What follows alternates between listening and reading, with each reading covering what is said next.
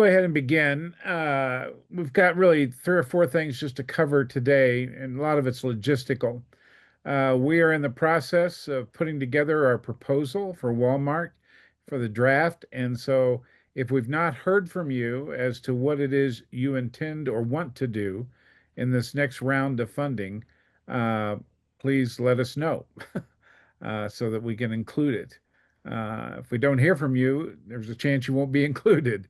And we want to, uh, it's again, we're encouraged by what we're hearing from Walmart. They want to continue to support uh, Act Now, and we want your sites to be involved. So, if let Colleen know specifically. Colleen, you have something to Yeah, add? I would just say we are still waiting for Marvin, our program officer, to make sure if there's more direction around how specific we should be.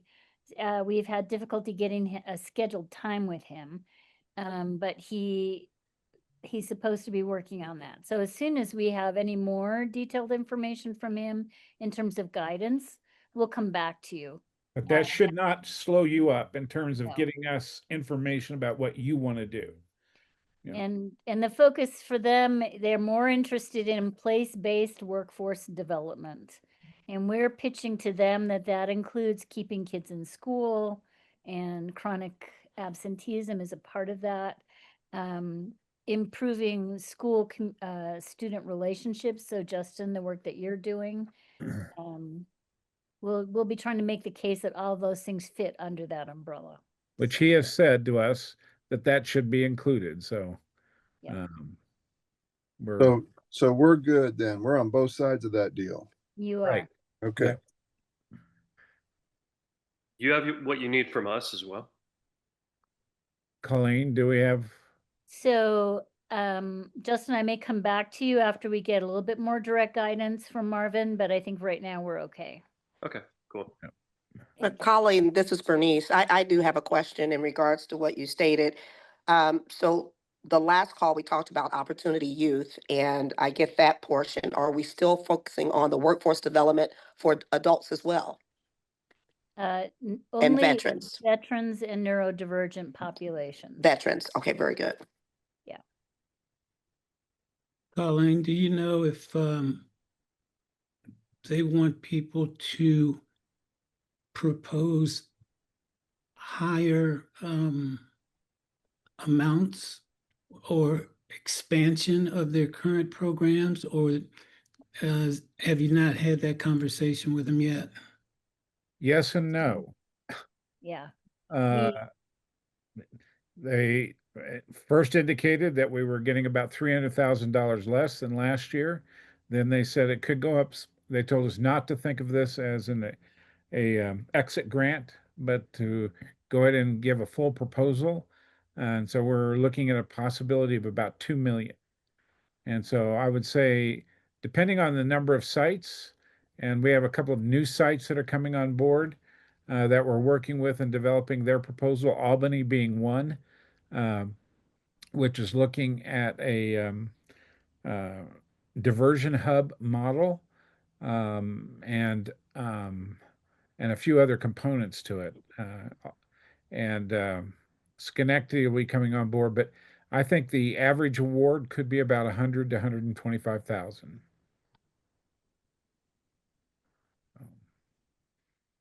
Thank you. Yeah. Yep. Okay. The other thing I wanted to bring to your attention is we have a press kit just about finished in its edit related to the report from the nation, youth deflection. And it's sort of what I want to hear from you is if we send out this press kit related to the announcement of the report from the nation to the nation, which you all should have received and looked at, would you use it locally? Could you? In fact, it's being designed so you could use it locally. So, like in Oklahoma City, if you wanted to distribute it to the press in terms of what Oklahoma City is doing in terms of youth deflection and then being a part of Act Now and the fact that we talked to over 20,000 people, 1,200 law enforcement officers, and that you're a part of this national movement and the recommendations that are found in the document, it would be something you could distribute to your local press. Yeah. So what sites that are here would be interested in distributing that? Oh, for sure us. Okay, all right, Nashville. So Oklahoma and Portland, okay, I think I got to think about how we'd use it, but I know there's got to be a way. yeah, Yeah. okay, I think it would be as we work with lawmakers and our councilwomen, and some of the neighborhood people, it would be a great piece to show this is what we're a part of and what we're developing here. So I think we could use it. okay, good. All right, that should probably go out sometime early next week. It's not really time sensitive, and it can really be based on what you want to do with it locally and how you want to use it locally. We're going to be distributing it nationally, but at the same time, we want you to get as much traction as you possibly can. There are suggestions for editorial boards, language that you can use, sample press releases. It gives you everything you basically need to have in order to get the press's attention on this document, in this publication. So, Jim, is there a effort being made specific to some of the sites who aren't necessarily part of Act Now 2.0, what we're doing now, but they are part of the data and part of where the lessons learned? Is there an effort to get this press release out in their areas too? Is there any anything site, you want from me on that? any sites that have been a part of Act Now will receive the press kit. Cool. So, Okay. yeah. Okay. Another, in terms of everyday counts, right now, the most rigorous part of everyday counts is in Schenectady. And uh, they've sort of embraced this. We're working with SJI, Social Justice Institute out of Bryn Mawr, to train the community folks. I think on November 13th or 14th, we'll be having a training in Schenectady with community people on the SBIRT model. And we want to get this operationalized in as many sites that are interested in focusing on school attendance and chronic absenteeism. So the work that you're doing in Nashville is an important piece of this, we think, in terms of how you're relating. We want to build that into our proposal in terms of technical assistance. We had a meeting this morning with a group called Knowledge J, I forget how you pronounce it, that works a lot in the whole issue of chronic absenteeism. Really impressed with what they're doing. It's out of Los Angeles and Compton. A school administrator there has taken this on. I think, if I remember correctly, they're in 90 sites across the country. Wow. And I think we might set them up as a webinar to learn more about what they do. It's somewhat of an incentive-driven project where kids actually are rewarded, especially students who have been chronically absent, receive incentives for participation in school, and also for graduation rates, for school attendance, school performance. There are a lot of different components to it, but I've been in contact with Attendance Works. Less impressed. It's kind of one of the original groups that's worked on attendance issues, but their follow-up is lacking, and it's sort of, to be blunt, you have to kiss the ring of the leader of it in order to get their attention. And um, I'm willing to kiss anybody's ring if it'll get me progress, but I'm not seeing the potential for progress at this particular point in time.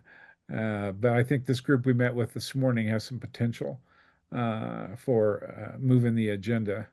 And I want to thank Tanner for brokering that relationship. That was really helpful. um, but we're going to continue to advance this. On your proposals that we submit to Walmart, it doesn't have to be everyday counts. It's anything, again, opportunity youth, focuses on youth employment, anything that you're working in that space. We want to make that argument. Uh, Colleen and I think Justin will be in Aspen in a couple of weeks for Opportunity Youth Forum, and we'll be meeting with Walmart uh, while we're there. So, Jim, how soon do you need these drafts? Excuse me. well, we'd love to get the drafts within the next week or two. We want to give Marvin something by the end of the month. So, Okay. yeah. Oh, and it can be just an outline or framework. It doesn't have to be a lot of content. We just need to know generally the direction you're heading. And then If you Colleen, have partnerships that you've built or that you're planning to build, you know, the relation, how it's tied in to your kind of why you're going in the direction that you're going, how it's tied into your building on your previous work. But just conceptually, the full proposals won't be due until after the grant is awarded and you're preparing your direct grant application with RPA, Rockefeller. So Yeah. similar to last year. We're also So- trying to get clarification on the length of the grant. If it's a full 2 years, then that Right. affects how much we want to be able to make sure the sites have to work with. So we're gonna try to get all that clarified. we're pretty sure it's going to be for 2 years, but we just need verification on that. Commitment. I mean, because of the change in program officers, Marvin being promoted, et cetera, the goalposts seem to keep moving. They're all positive, but in terms of what's required, seems to be always up in the air. So does that mean a 2-year grant and average award being 100 to 125? Does that mean we would get 100 and 125 per year for 2 years? Probably not. I don't know, Colleen. Well, quite frankly, it all depends on what we get from the sites. Being again totally transparent, we're going to dance with those who dance with us. And there have been some sites that have done little or nothing. And frankly, we're going to invest in the sites that are doing something. The And reason I ask is that Big Thought, if we were to bring Big Thought in for a year or 2 years while they fashion a system that they can hand off to somebody local, if I would ask for 2 years worth of funding in 1 year to get that off the ground, if that would be feasible and workable with you guys. So John, what I would say is tell us what you need, what Right. you Okay. need to do that. And then we will do our best to make sure that that's how we get things funded. Did you see the proposal that they sent, Colleen? Pardon? Did you see the proposal that Big Thought sent back to us? I don't think so. Okay, well, I went to DC right after I got it, so I'll make sure you get it. Okay, that would be great. Yep. And we don't know yet how much Walmart will be funding them. So there's a little bit of Yeah, and the clarity that we need to get. yeah, They're I being wondered funded that too. to do the training and create cohorts and get people going, but not necessarily to give money to the sites. I Okay, think Walmart's looking at us as a place-based program where we have relationships with groups on the ground already engaged and vetted and in the system that will keep, be able to move more rapidly and effectively into this space that they want to work with the Act Now network as much as Okay. possible. So Colleen, one final question. Is this proposal going to include expansion? In other words, sites that we looked at a couple of months ago, but we didn't act on it because there wasn't any funding for it. Are you going to be proposing adding additional sites? And if so, do you need me to give you that information? Jim, we had looked at a number of East Coast and other location sites that Daryl had put together. Daryl, go ahead and resend it We'll broach that with Marvin in our conversation to see how open they are. They have a bigger pool of money to work with this round, so. Yeah. Okay. But as the project has evolved, some have finished their work and some are just beginning. Yeah. And again, I think where the investment of resources, uh, the goal is still to replicate uh, the Act Now sites. And also, I would say that the listening sessions and the breaking bread events are still an important part of what we're doing. And the document or the publication that we put out and are promoting, that will change, adjust based upon additional listening sites.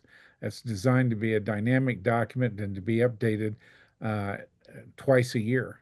So, uh, as you do listening sessions, that's we want that information. So you mentioned that they're looking to replicate Act Now sites in other places. How much do you think we need to lean into that in the proposal or what we're proposing programmatically? Because I think that's kind of the way that we're looking at what we're piloting right now. Is hopefully it's something that would scale up quite nicely. Is that important to them yet, or do they want to see the proof and then maybe when we go back to the well in a year or two or whatever that timing might be, that would be the time to talk more about what possibilities were to grow something and to scale something. I think they're open to us scaling up. I mean, I don't, uh, I think they like the framework of the listening sessions, the breaking bread events, and then collecting data and information on the sites in terms of how many are participating and what the impact is uh, around that. Um, so I Yeah. think they want to see new sites. There's no doubt in my mind about that. I mean, I think especially for Justin, one of the options might be replicating what he's doing in other Act Now sites. Right. So his grant would be around helping sites that would be interested in strengthening that student to administrator teacher bond within the school setting, similar to what they do with law enforcement and young people, getting other sites to begin integrating that into their strategy. That might be something he proposes. Is that what you're thinking, Justin? Exactly. Okay. Yep. Yeah. Cool. And I think part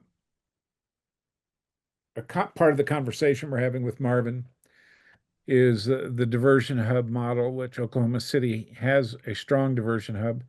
Baltimore's in the process of developing they've got a youth deflection center, a diversion center that is run by the school district that serves about 400 kids. And they're building a center that will open in 2028, which will be sort of a comprehensive diversion approach. Albany is wanting to replicate a diversion center.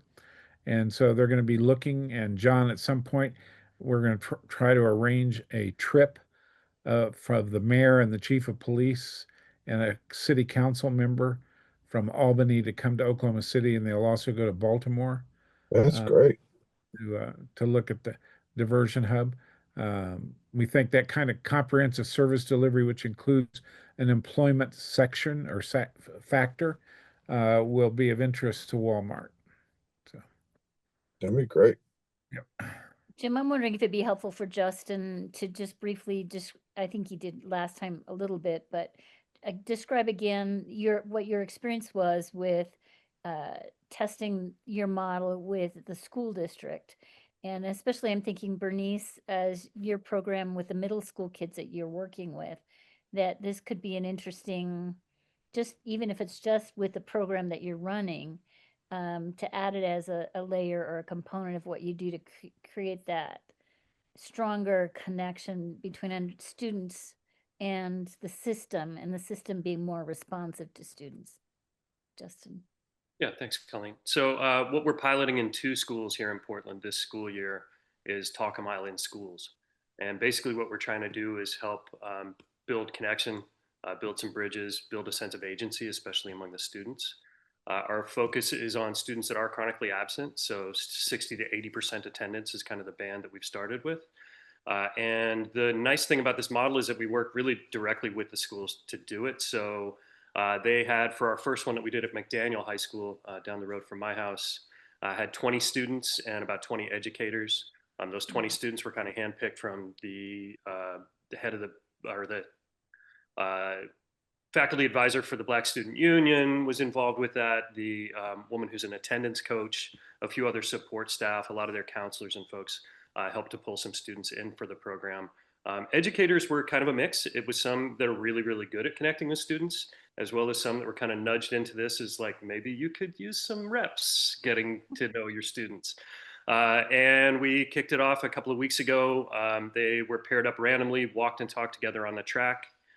We handed out, as we do with our other program, handed out conversation prompt cards for each of the laps just to give a little bit of structure. And then after the conversations were done, everybody broke bread together. We had a Hawaiian restaurant here that catered in some food for us, so everybody got to sit down and have some good meal and continue the conversations. And we collected a bunch of baseline data. People basically on a spectrum, kind of saying how they feel in terms of their sense of belonging, in terms of their, is it easier to skip school than to go to school? Those kinds of questions, but really trying to get at, do they feel like they are seen, heard, and have some agency within the school building?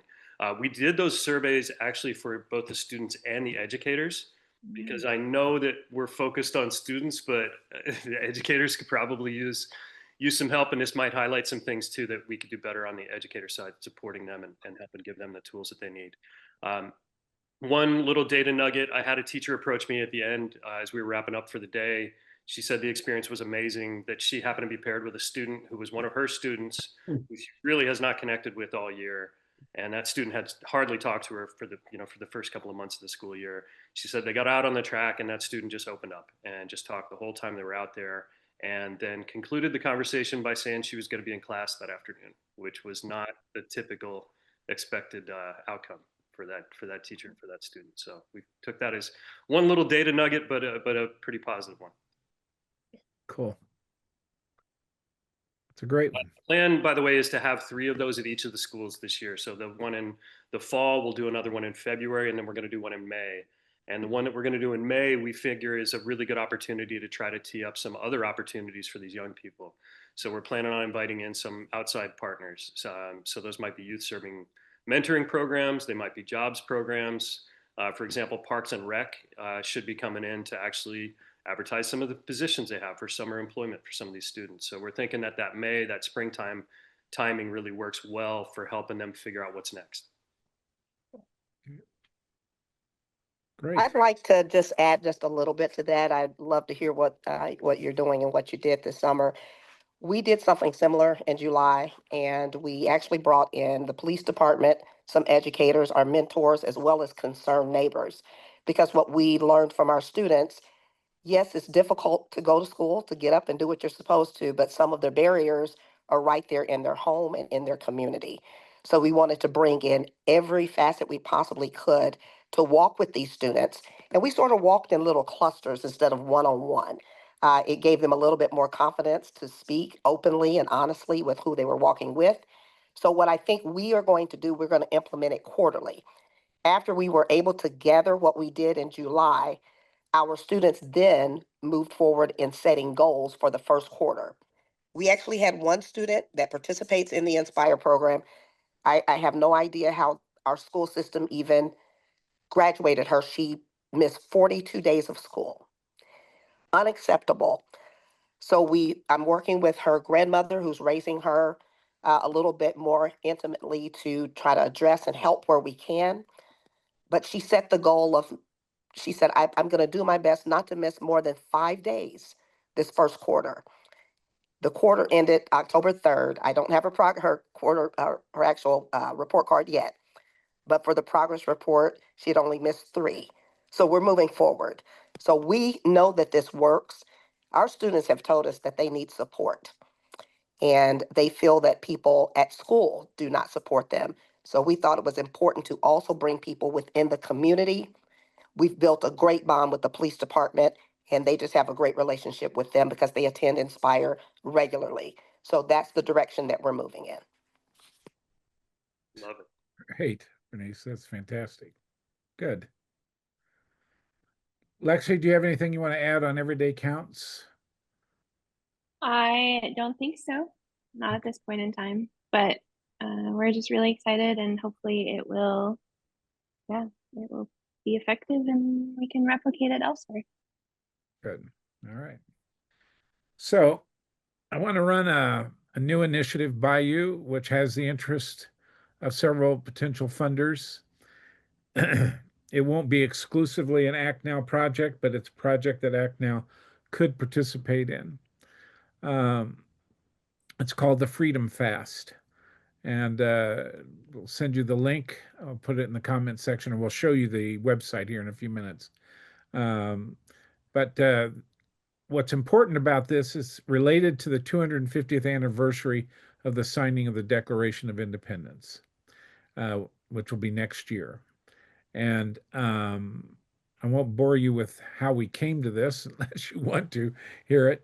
But through a series of readings and conversations, we discovered that fasting as a practice was important in the Continental Congress and also during the Revolution and all the way up to the Civil War. In fact, Lincoln in September of 1861 called for a major national fast to try to prevent a civil war, and he asked religious leaders around the country in the South and the North to participate in this national fast. And the tension was over the abolition of slavery or preserving the Union. And fasting became an important part of the DNA of America in the early 19th and 18th centuries. Um, and so, in the process of thinking this through, I discovered that 16 of the world's major religions have fasting as part of their practice or tradition. And it's part of who they are and what they do. It's a sacred pause for civil engagement. And so we're organizing an effort, a national effort, that will probably begin in January around Justice Sunday. And we'll go through the 4th of July, and which will include Passover, Ramadan, and Easter, plus other religious celebrations that we're in the process of collecting information on. But it's to get people to pause and reflect around the common values that help shape this country, recognizing that African Americans or slaves, women, and indigenous populations were not included in the Declaration of Independence. But as the Constitution expressed it, a more perfect union, that we were becoming and still are becoming a more perfect union, addressing some of those inequities.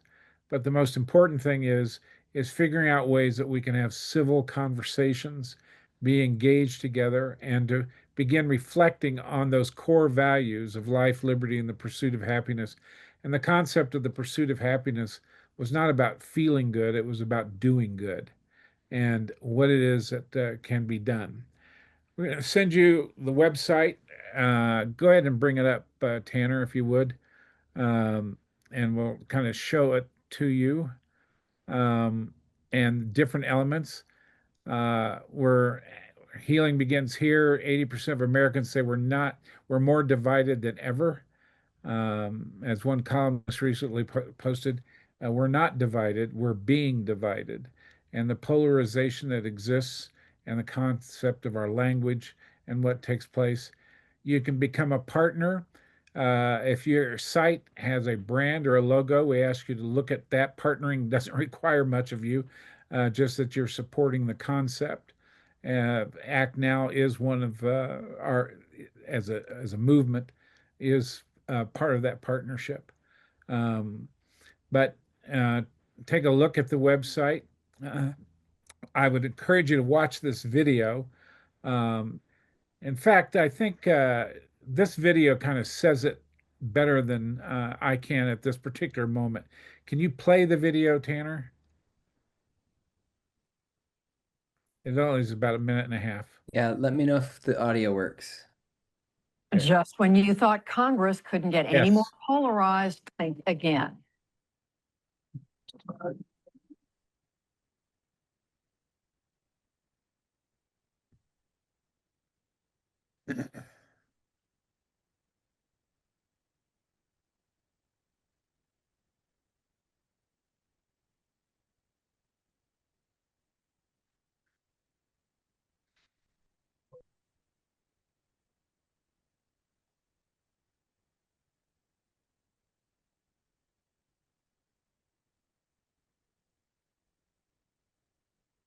I'm not sure the audio is working, Tanner, but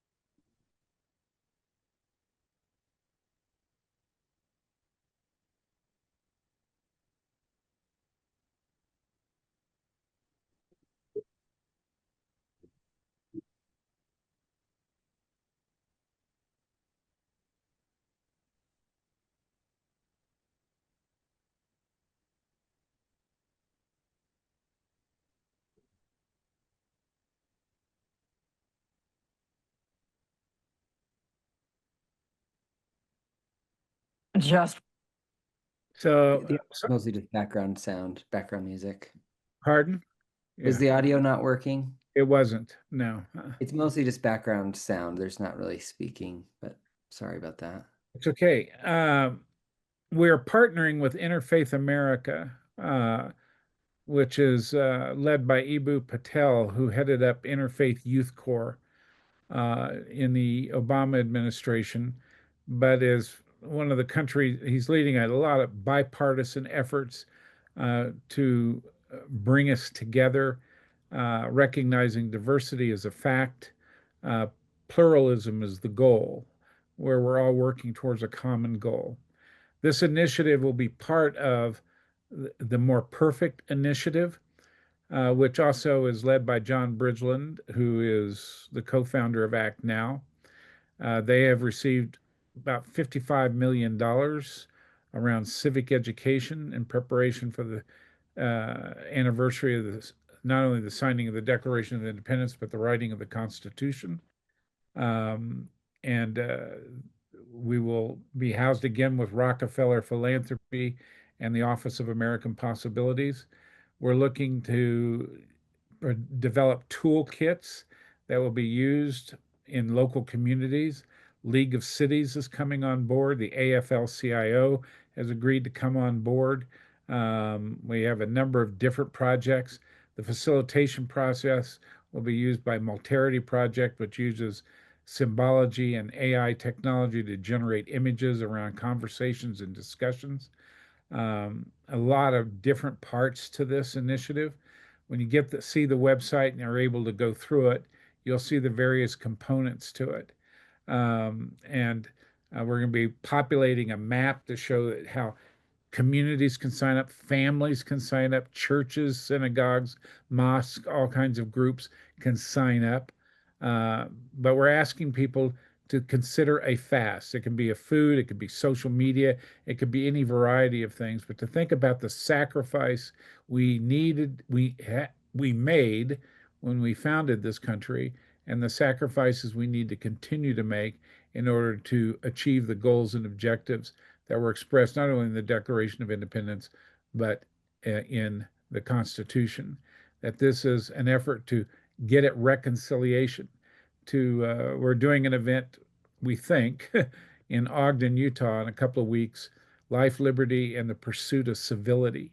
How we can have conversation, reasonable conversation, people coming together. Uh, this was heavily influenced uh, by not only reading about Christian nationalism before the Civil War and the role the faith community had in shaping the various institutions, including the abolishment of slavery. It was influenced by Isaiah 58, which talks about don't talk to me about your superficial fasts, but talk to me about a fast that sets the oppressed free, feeds the hungry, and provides housing for the poor. It's very specific in Isaiah 58. So there's a service project involved in it, encouraging local pilgrimages. There are a lot of elements to this.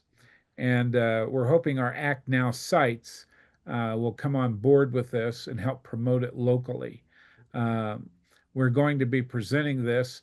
In fact, of the foundations, More Perfect is currently funded by every foundation that's funded us. including Walmart. They're funding More Perfect.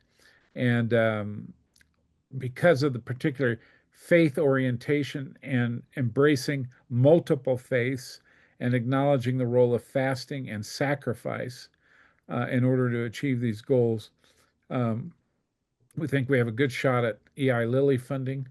We're developing the concept note for them. By the way, the Lilly Endowment is now the largest endowment in the country.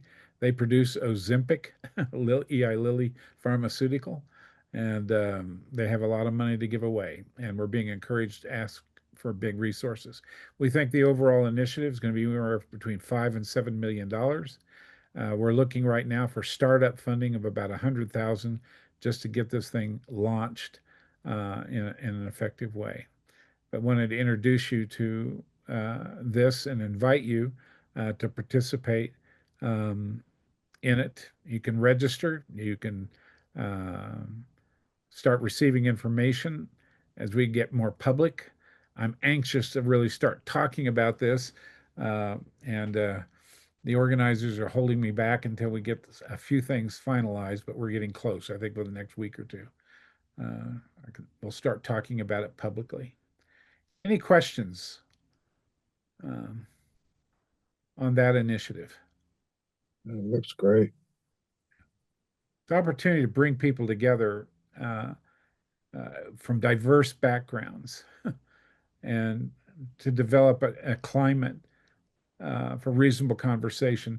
I love the subtitle of this, A Sacred Pause for Civic Engagement. That we reflect on who we are and where we've come from. You can take the site down, Tanner.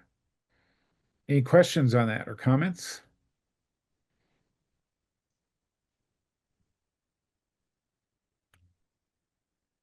All right. Well, be sure to the website is put it in the it's thefreedomfast.us. And we'll be sure you have a copy of that. We'll keep you informed as we go forward. Anything else for the good of the order? So we're excited about the Freedom Fast, very, very, very excited about it. And just to clarify, Jim, so we should not be talking to anybody yet about anything. Is that correct? No. Uh, Given our conversation we had when we were with you, Yeah. feel free to talk. We can. Okay. Yes. All right. Because Yeah. we had internal disagreement in our family unit about whether we were allowed to say something. So we can carefully knock on a door or two that we discussed. Okay. Thank you. Yeah, we're actually thinking about doing a launch event. We'll do several launch events, but a launch event in Harlem, bringing together a very diverse population that the Sundbergs are working with in East Harlem and connecting with a musical group. By the way, I listened to that song, Brothers. Any of you even know that song, by the way? By The Brothers. Brilliance. What is it? The Brilliance, Brothers by the Brilliance. Yeah, The Brilliance. It is such a powerful song and really speaks into what we're doing. We have, by the way, we have different components coming together on this. Uh, and one that I probably shouldn't talk about, but I'm going to. We're having conversations with Bruce Springsteen's group, who've expressed some interest in music related to this. So this is really a big deal. Where was he born, Jim? Where was he born? In the USA. In the US. Oh, okay. Oh, get it. Sorry. Really slow, Jay. Yeah, exactly. So we've got all kinds of different things coming together on this, and U.S. Interfaith America is very positive about it. More Perfect is very positive about it, and I think they're going to help us raise some money for it to get to that $5 to $7 million goal. But we're encouraged. Yeah, we're going to start dribbling this out. And in fact, probably our first event could be in Ogden in a couple of weeks on the life, liberty, and the pursuit of civility um, meeting. What's interesting, and it'd be interesting if any of you have any feedback on this, our organizer in Ogden is concerned that people are afraid to attend the event because of the Charlie Kirk issue here in Utah and some of the anxiety produced about coming together over these kinds of difficult issues, that people are frankly scared of these kind of events, which is more troubling to me than I'd have really anticipated. So,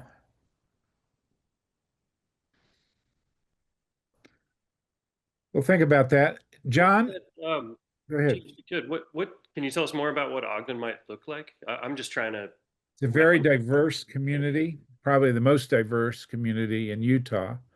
Very working class, a lot of military, large military base there, and just the whole tension around polarization, and that this could be an event where it gets even more polarized, even though the structure of the facilitation is just the opposite of that. But it's do people really want to go to an event where you're discussing polarization? So, and we have room for 100 people, but the sign up is for it has gone really slow, and they have a strong presence in Ogden, and we have a call this afternoon to kind of figure out what we're going to do or what the issues are. So, John, if you Yeah. could take just a few minutes, update us on your trip last week. Oh man, we took our second trip to DC and took Black community leaders from Oklahoma City, and then 5 different members of different law enforcement groups. We had Oklahoma City Police Department, Dell City, Midwest City, Edmond, and then we had somebody from the district attorney's office who also came with us. And like last year, we went up and saw the African American History Museum. We asked about the threats to whitewash the museum, and our tour guide literally laughed and said, "It won't happen here." So we'll see what that means. The Holocaust Museum was still open because they have private funding. They are not going to shut down. We saw the Law Enforcement Museum, which was great, and went to the Capitol. We weren't able to tour the Capitol because of the shutdown, but Senator Lankford has really jumped into this particular effort and encouraged us to bring somebody along from Tulsa, which we did. And now it looks like we'll have 2 trips next year, one that will be Tulsa specific. And Senator Lankford's office is actually going to help us do some of that. But at the end of the day, we went to Arlington Cemetery, and really all we're after is just the acknowledgement that these are very, very complicated issues, and that the only worthwhile and in any sense reliable way to move into the future is not by figuring out some Switzerland ideology that makes everybody a little bit happy and a little bit angry, but the best way to move forward is arm in arm. And so we had each one of the law enforcement people buddied up. They each had a trip buddy, law enforcement with the Black community leader, and they had to experience the entire trip together. We asked them to sit together, we asked them to walk together, and then they all journaled and do it like a digital journal that Waylon Cubitt and I, my co-leader, have been reading, and it's just been remarkable. Really just to acknowledge that the things that we approach ideologically, we might be better off to approach relationally, has been a remarkable kind of breakthrough. It was just really good.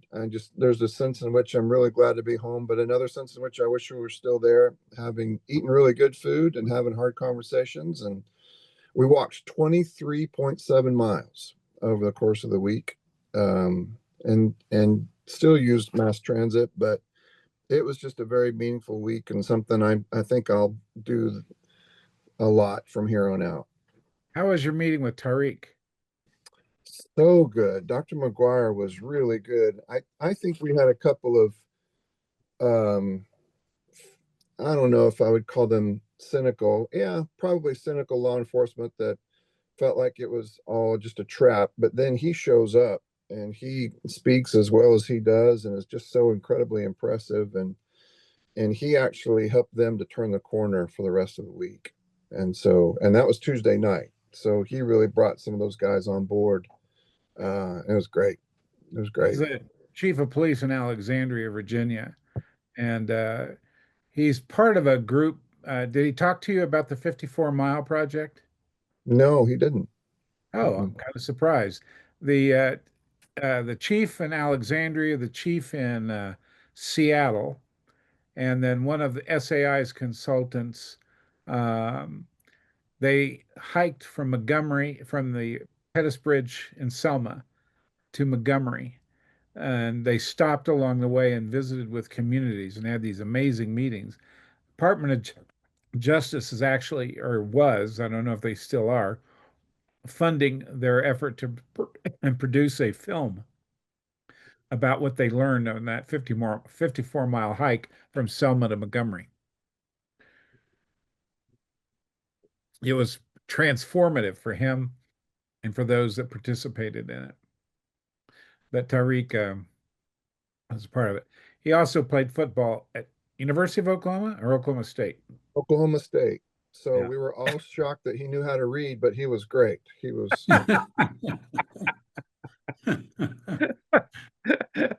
Great. There's no bias there.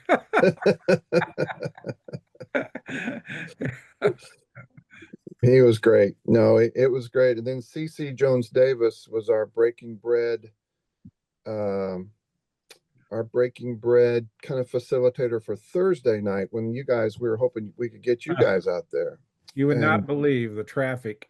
We allowed ourselves an hour and a half that should have taken 30 minutes, and we still didn't get there.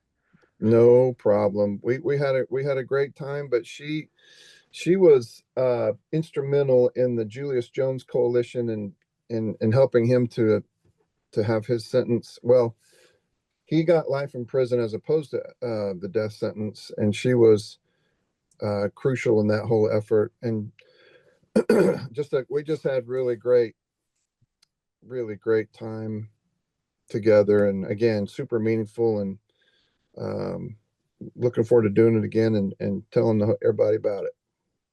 Good. Great. Okay. Any other updates or questions or comments? Well, we'll be in touch. Please get us those proposals or those ideas, and we'll get back to you. Have a good week, everyone, and thanks for See participating. everybody. Stay safe. Buddy. See ya.